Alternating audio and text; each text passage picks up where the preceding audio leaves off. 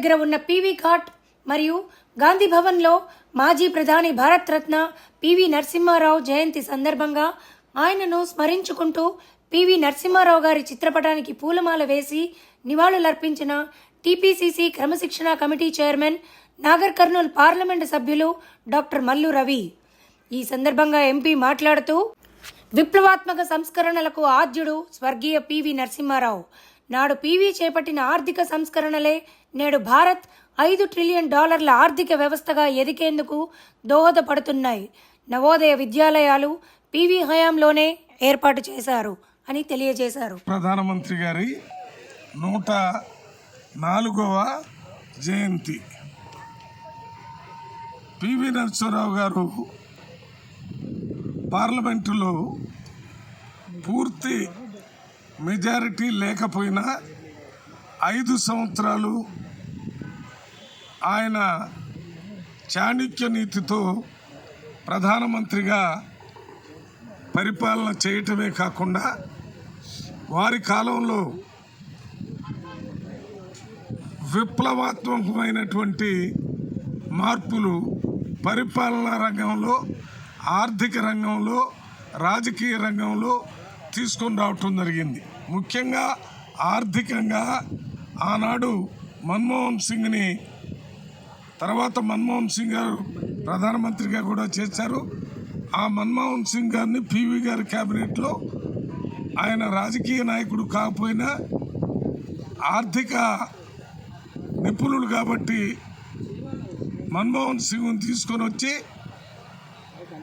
భారతదేశ ఆర్థిక మంత్రిగా చేసి ఆయన ద్వారా ఆర్థిక సంస్కరణలు, గ్లోబలైజేషన్, ఇవన్నీ కూడా భారతదేశంలో అంత ముందు లేని, ఎవరైనా ఇండస్ట్రీస్ అవి పెట్టాలంటే ప్రభుత్వం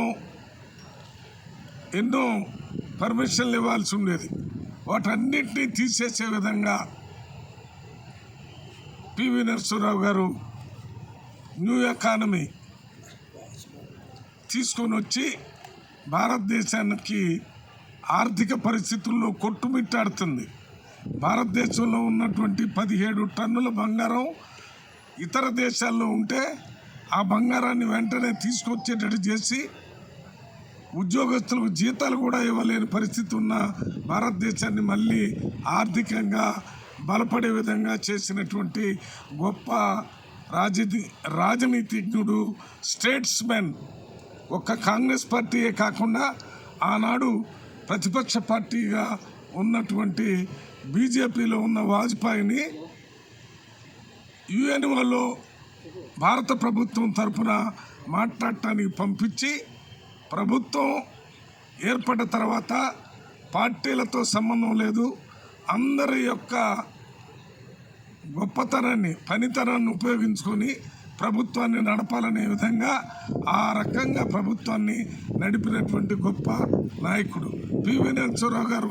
ప్రధానమంత్రిగా ఉన్నప్పుడు నేను వారితో పాటు పార్లమెంటు సభ్యుడిగా పనిచేయటమే కాకుండా వారు కాంగ్రెస్ పార్లమెంటరీ పార్టీలో ఎలక్టెడ్ మెంబర్గా వారితో పనిచేశాను. అందువల్ల వారితో దగ్గరగా పనిచేసేటటువంటి అవకాశం మనకు దొరికింది. అందువల్ల ఇవాళ భారతదేశ స్వతంత్ర చరిత్రలో పివి నరసింహారావు గారి కంటే ముందు, పివి నరసింహారావు గారి తర్వాత అని మనం భారత చరిత్రను చదువుకునే ఒక గొప్ప కార్యక్రమాల్ని పివి నరసింహారావు గారు చేశారు. ఏ రకంగా అయితే ఇందిరాగాంధీ గారి కంటే ముందు, ఇందిరాగాంధీ గారి కంటే తర్వాత, మన నెహ్రూ గారి కంటే ముందు, నెహ్రూ గారి తర్వాత, అదే రకంగా పివి నరసింహారావు గారు ప్రధానమంత్రిగా కాకముందు, అయిన తర్వాత అనే విధంగా భారత చరిత్ర నిలిచిపోయేటట్టు విధంగా పరిపాలన చేసినటువంటి గొప్ప నాయకుడు పివి నరసింహారావు గారు. మన కరీంనగర్ నుంచి, తెలంగాణ నుంచి మరి భారత ప్రధానమంత్రిగా, ముఖ్యమంత్రిగా, మంత్రులుగా, కేంద్ర మంత్రులుగా, అన్ని రకాలుగా కింద సర్పంచ్ దగ్గర నుంచి పైన ప్రైమ్ మినిస్టర్ దాకా, ప్రైమ్ మినిస్టరు, పార్లమెంటు దాకా వారి